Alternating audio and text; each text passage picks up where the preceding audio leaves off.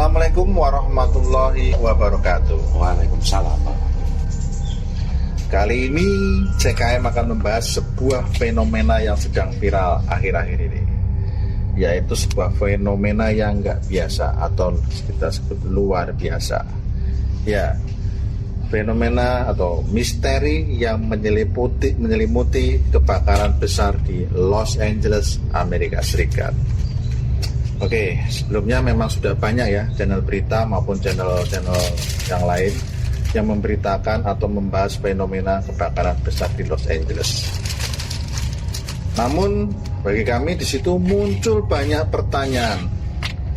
Apa dan bagaimana bisa terjadi kebakaran sedahsyat itu? Sampai kita ini cerita ya, jadi kebakaran di Los Angeles itu dari Selasa kemarin, Selasa itu udah lebih dari seminggu, itu belum padam juga. Jadi kita mau sedikit ambil dari sisi-sisi yang lain. Tim CKM berupaya merangkum atau mengangkat hal-hal janggal atau misteri dari peristiwa tersebut. Berikut 10 misteri atau kejanggalan seputar kebakaran besar di Los Angeles. Ya. Oke, nomor 1 pertanyaan atau misteri yang sampai sekarang belum terungkap adalah apa penyebab pertama munculnya api di Los Angeles. Sampai saat ini masih misterius. Jadi diketahui dari beberapa berita penyebab munculnya api di Los Angeles itu awalnya dari daerah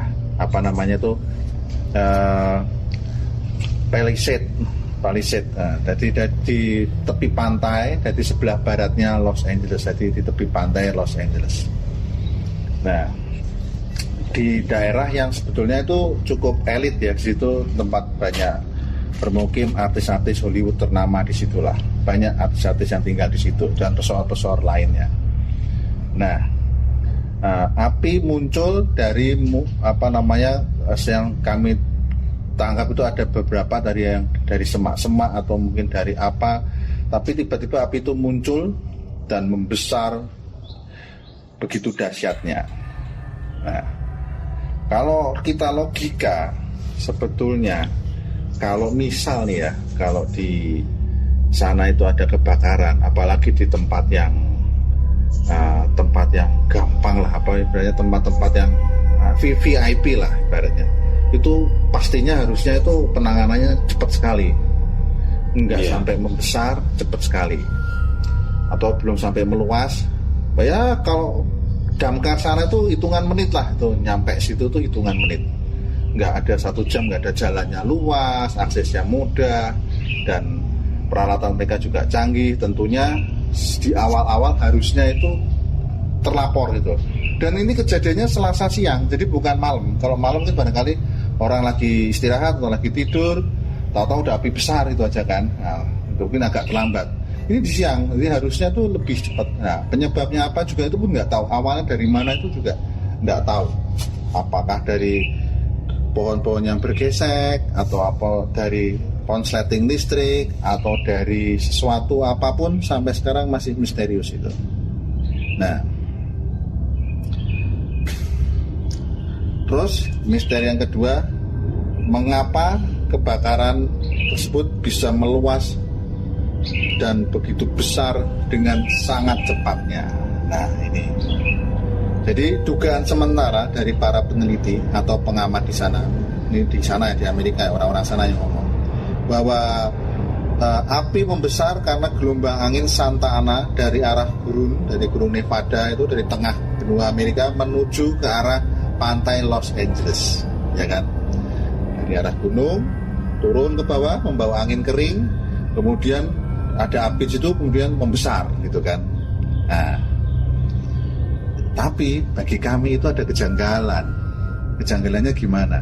Api itu selalu mengikuti arah angin, tidak berlawanan dengan arah angin. Misal, itu yang terjadi pertama di Palisade. Palisade itu tempatnya di pinggir pantai sekali. Kalaupun ada angin besar, dia apinya tuh nggak mungkin narik ke arah makin jauh ke dalam daratan.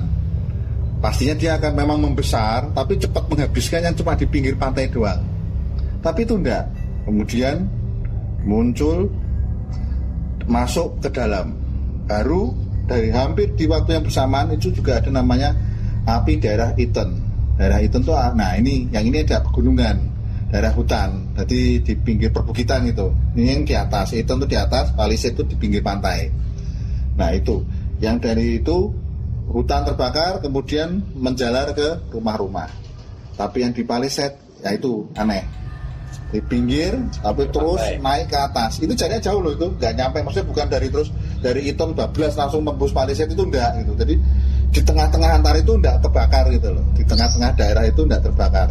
Tapi yang di pinggir pantai itu terbakar terus naik ke atas gitu. Jadi seolah apinya itu naik ke atas terus gitu loh. Ini yang kadang menjadi misteri gitu loh. Apakah dari satu sumber yang sama ataukah terpicu oleh sumber yang berbeda? Nah itu kan jadi yang pertama itu sumbernya itu dari yang mana? Yang di dataran tinggi sama yang di pantai itu sama. Ada api terbang, tahu-tahu gelundung-gelundung itu kena angin, atau kalau gelundung-gelundung pun harusnya dilewati pun akan terbakar. Iya. Menjadi sebuah garis. Nah, jadi ini di gunung terbakar di sebelah timur ya, setimur. Ilustrasinya seakan-akan gitu ya, berarti ya. Nah, di timur terbakar, yang di pegunungan, yang di bagian barat terbakar dekat pantai. Ya. Tapi kalau yang disalahkan itu, kalau dianggap yang membesar itu angin Santana dari timur ke barat menuju pantai. Harusnya yang barat itu nggak naik. Ya mungkin besar, oke besar itu kalau ketika dihembus dia besar, tapi cepat habis sudah jadi arang. Tapi yang sebelahnya harusnya dia nggak naik ke atas gitu. Jadi pemicunya sebesar apa sehingga kena angin, istilahnya ya kalau kita logika ya sekali lagi jadi cocokologi, melogikakan ada segumpal daun lah misalkan, seonggok daun terbakar, kemudian terbang udah habis di jalan. Terbang harusnya ke arah pantai kan? Ya. Tapi kalau terbang bisa berlawan dengan arah angin. Nah itu gimana gitu loh? Kalau oke lah kalau yang mungkin terbang dari atas, terus dihembus angin, terus kemudian merembet terus ke bawah sampai ke pantai. Ya. Itu masuk akal kalau dibilang sejalur. Kalau dibilang itu karena alam gitu. Ya, seperti lava kalau turun dari lava gunung kayak jalur itu yang terbakar ya. Jalur itu terbakar atau banjir gitu kan. Kan api kan kurang lebih sama kan sifatnya kayak air gitu. Jadi dia anginnya kencang gitu. Nah, anginnya kencang tapi kok apinya berlawanan. Ini bagi kami itu janggal gitu, misteri ini. Ada apa ini? Jadi kemungkinan ada dua titik.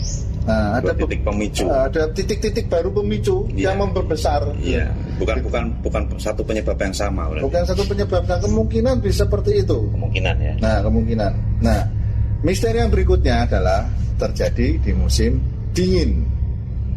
Ini meskipun bisa dijelaskan dengan alasan-alasan dari pengamat itu bahwa anginnya itu, angin Santa Ana itu konon sejuk tapi kering.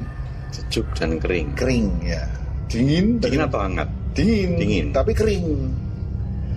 Ya, di musim dingin, karena di musim dingin angin darat itu cenderung dingin, angin pegunungan itu cenderung dingin. Ya. Tapi kering gitu loh. Itu yang bisa menyulut besar. Oke lah, itu bisa menyulut besar. Bisa. Kemungkinan kena angin bisa besar. Kecuali kena air hujan mati kan gitu kan. Nah, kalau dingin bisa. Tapi ini di musim dingin. Di musim dingin itu ibaratnya butuh energi yang lebih besar untuk membakar dengan kecepatan seperti itu. Ibaratnya kalau kayu bangunan itu dingin atau cuaca sekitar itu dingin, itu beda kasus kalau misalnya di hutan musim panas. Itu kalau cepat pasti lebih cepat itu. Ya, ini dingin. Harusnya penanganannya bisa lebih cepat. Harusnya lebih cepat. Logikanya. Nah, ini baru berikutnya. Misteri berikutnya adalah nomor 4 ini munculnya beberapa titik api di waktu dekat dan hampir bersamaan, letaknya tuh berjauhan gitu. Ya, seperti itu tadi kan. Bukan dari satu sumber. Dari sumber yang kemudian membuat garis. Garis apa mungkin daerah yang menyebar kayak air gitu kan, menyebar. Tapi ini ada titik random gitu, titik-titik random. Tiba-tiba bermunculan api. Ya di berbagai informasi yang kami terima juga di berbagai di video-video yang beredar itu memang orang-orang Amerika itu semakin meragukan kalau ini tuh benar-benar semata-mata kejadian alam gitu. Jadi karena aneh gitu, orang sana tuh paham lah memang di sana sering terjadi kebakaran, di sana sering terjadi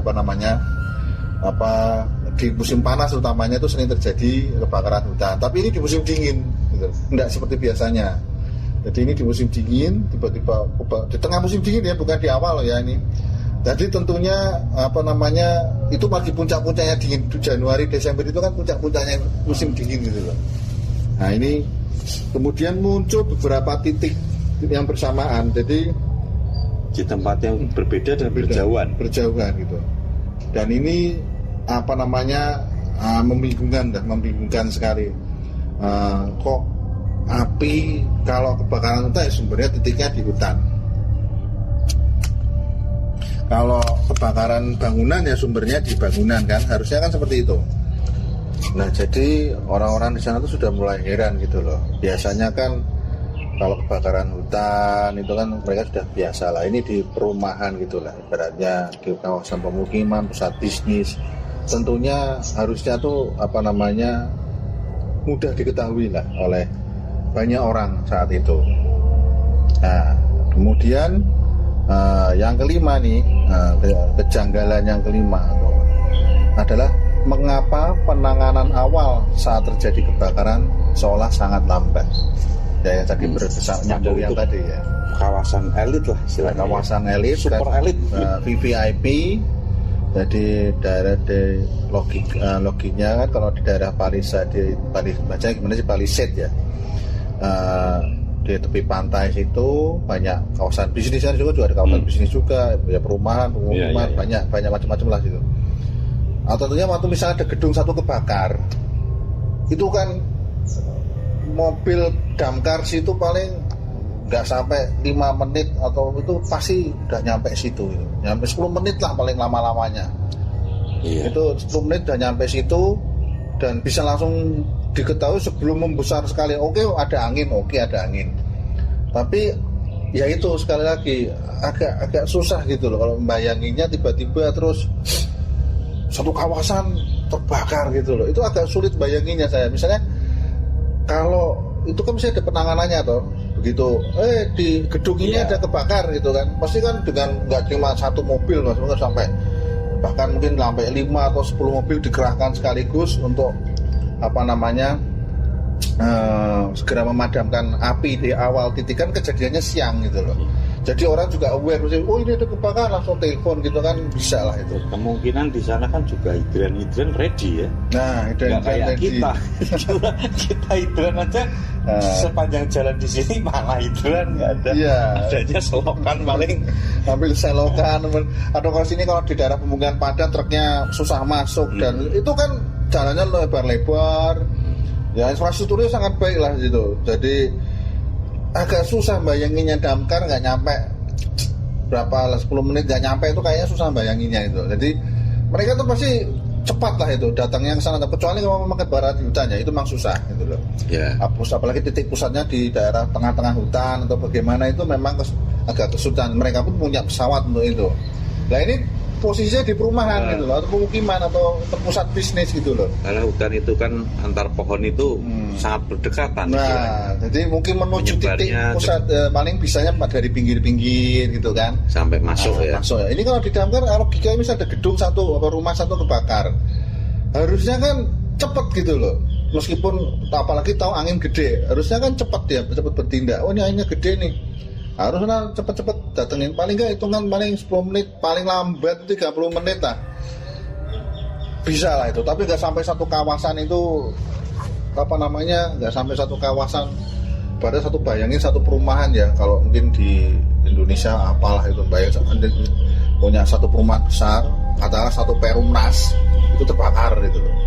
Itu kan luar biasa sekali gitu loh, dalam waktu yang singkat itu gitu loh. Kalau biasanya misalkan di perumahan sering terjadi kebakaran, atau di pasar lah kita di Indonesia itu kan terbakar, dan banyak pasar kan ada pertokoan, ada macam-macam, sangat rapat. Sangat rapat. Itu aja bisa lah, masih dengan bisa. keterbatasannya damkar yang di Indonesia aja itu masih segala keterbatasan masih bisa melokalisir kebakaran tersebut. Mungkin gedungnya hangus ya, tapi sebelah-sebelahnya aman, masih bisa dilokalisir lah. Nah di situ itu rumahnya besar-besar, tempatnya juga jalannya, infrastrukturnya bagus, sulit masuk ke situ damkar itu apa tidak berhasil lah. Mungkin karena ada angin topan itu ya, mungkin. Jadi angin Santa Ana itu kemudian waktu hari Selasa itu dikabarkan kecepatannya sampai 100 kurang lebih, kalau dikilometerkan itu 140 km per jam. Kencang gitu. Ya cepet banget. Cepet kencang banget ya. Kemungkinan itu penyebabnya juga. Cuma yang tadi kalau itu cocokologi. Cuma yang tadi itu saya bilang Santa Ana itu anginnya bukan dari barat ke timur, dari timur ke barat. Bisa hangus cepat gitu. Angin dari A ke B, tapi kenapa melebarnya dari B ke A? B ke A. Itu Kebalik ya. Kebalik gitu. Itu yang agak sulit. Tadinya saya pikir oh iya ada angin. Setelah saya lihat gambar-gambar ilustrasi arah angin dan posisi letak awal kebakaran kok aneh gitu loh. Dari yang awal kebakaran diperkirakan dari pinggir pantai, kenapa langsung masuk jauh ke darat gitu loh. Ini aneh lah gitu, agak ya mungkin membesar, angin api akan membesar, kecuali misalnya dari arah hutan datang membesar kemudian menuju ke arah pantai, nah itu masuk akal kalau itu. Tapi yang ini kebalikan. Kalaupun misalnya ada rumah di beberapa pinggir pantai, harusnya rumah yang agak jauh dari pantai nggak kena dong, meskipun tuh anginnya gede banget loh itu. Karena apa?